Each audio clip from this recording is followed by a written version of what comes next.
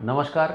Question answers question को लेते हुए फिर से इस कड़ी में मुकेश कश्यप सर, मेरे स्पर्म 10 मिलियन है, स्पर्म बनाने का मेडिसिन बताएं। ऐसे नहीं बता सकते हैं क्योंकि एंड्रोलॉजिकल इवैल्यूएशन बगैर ये कम क्यों है, बढ़ सकते कि नहीं, वो जांचना बहुत ज़रूरी होता है। आपको उसके लिए आना पड़ेगा। सर मेरे आपसे बात करना चाहती हूँ, वेलकम टू जीएस। डेफिनेटली बात कर सकता हूँ, आप देवेंद्र जी से बात करिए, आपकी बातचीत फिक्स हो सकती है। सोनू योगी, मुझे आईवीएफ करवा लेना चाहिए या नेचुरल कंसीव कर पाऊंगी? सर मुझे फॉलिकल मैच्योर फेलियर का प्रॉब्लम बताते हैं। Sonu Yogi ji, very difficult to speak like in this question. इसमें बताना बहुत मुश्किल होगा। आप यदि पेपर्स भेजते हैं तो मैं वो देख के फिर बात कर सकता हूँ। उसमें कितना खर्च आता है बातचीत करने में, टेली कंसल्टेशन में, वो आप देवेंद्र जी से बात करके पूछ सकते हैं। Sorry. Ankita Patil, sir good job, but sir daily consulting में पहले अपॉइंटमेंट लेना पड़ता है क्या? पैसे भी भेजना पड़ता है क्या? आप अंकिता पाटिल, आप देवेंद्र जी से बात कर लीजिए डायरेक्ट 7415553333 पर। He will explain you everything. Vithal Biradar, I am Renuka Patil. Sir मुझे पीसीओडी थायराइड प्रॉब्लम है, 1 साल से हम डॉक्टर के पास दिखाते हैं, उन्होंने बोले लेप्रोस्कोपी कराने। मेरा प्रेगनेंसी का चांसेस कितना रहता है? मैं बहुत परेशान हूँ, मुझे इसका आंसर दीजिए प्लीज़। मैं कई बार आपको कमेंट करें मगर कभी भी रिप्लाई नहीं आया, प्लीज़ कोशिश करें, आंसर दीजिए। विठल जी, यदि पहले रिप्लाई नहीं हुआ रेणुका जी, बट अभी मैं आपको बता रहा हूँ कि इस तरीके के क्वेश्चंस को पूरे डिटेल में यूट्यूब में बताना मुश्किल होता है। आप यदि पेपर्स अपने व्हाट्सएप करते हैं देवेंद्र जी को, तो टेली कंसल्टेशन में आपसे डायरेक्ट बात हो सकती है, आपके पेपर्स एक्सक्लूसिवली देख के, वो मैं अलग से बात कर सकता हूँ, पर यूट्यूब के वीडियो में बताना मुश्किल होता है।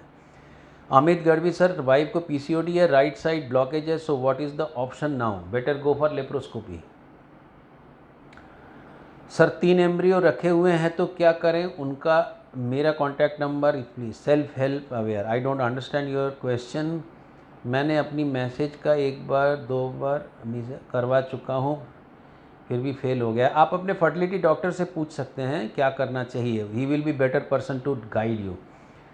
रीना माखन, हेलो सर, मेरी सारी रिपोर्ट नॉर्मल है बट मुझे 6 मंथ से पीरियड नहीं आ रहा है। मैं मेडिसिन भी खा ली बट पीरियड नहीं आया है। आपको पेपर्स भेजना चाहिए या मिलने आना चाहिए, बिकॉज ये क्वेश्चन, ये जो चीज़ें होती हैं इसमें या कंसल्टेशन बहुत ज़रूरी है। हेमंत बोरगे, सर मेरा वीर्य कम है।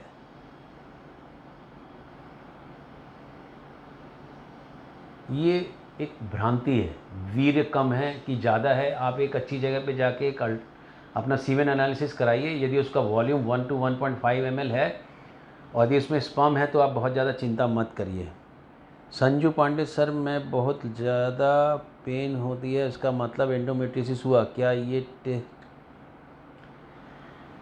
Partly you are correct Sanju Pandey. यदि बहुत ज़्यादा दर्द होता है और पहले दर्द नहीं होता था और अभी पीरियड आने के पहले से ही पेट में दर्द होने लगता है, तो ये एक एंडोमेट्रियोसिस का एक सिम्टम होता है। और यदि आप कंसीव नहीं कर रहे हैं तो एक अल्ट्रासाउंड करके आप ज़रूर देख लें, वेजाइनल अल्ट्रासाउंड करके। अंकिता पाटिल, सर मेरा यूट्रस स्मॉल है पर मेरी ओवरीज नॉर्मल है, क्या करें? पीरियड भी नहीं आए, एज 26 है। दिखाने आना चाहिए। हो सकता है कि आपको MRKF सिंड्रोम हो। एक सिंड्रोम होता है जिसमें कि ओवरी नॉर्मल होती है। एक रहीम शबाना SR, ये बहुत दिन से भेज रही हैं अपनी अल्ट्रासाउंड की रिपोर्ट। आप ये रिपोर्ट रहीम शबाना SR देवेंद्र जी को भेजिए और आप टेली कंसल्टेशन कराइए, तो मैं आपको एड्रेस कर पाऊँगा। यूट्यूब में मैं आपकी रिपोर्ट देख चुका हूँ, उसमें कुछ समझाना मुश्किल हो रहा है। अंकिता पाटिल अगेन, सर एक वीडियो इस पर बनाई, इसका यूट्रस स्मॉल है।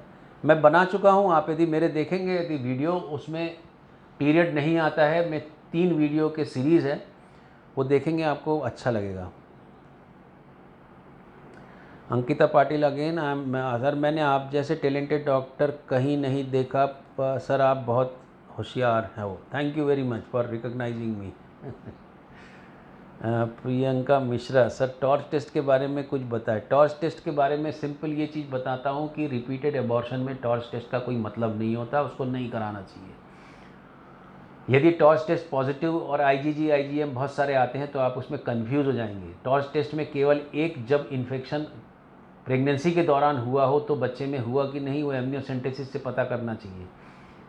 एक्टिव इन्फेक्शन है कि नहीं वो जांचना बड़ा कठिन होता है, उतना डिटेल में मैं नहीं जा रहा हूं, पर रिपीटेड एबॉर्शन में टॉर्च टेस्ट का कोई मतलब नहीं होता है। सुनने के लिए बहुत बहुत धन्यवाद।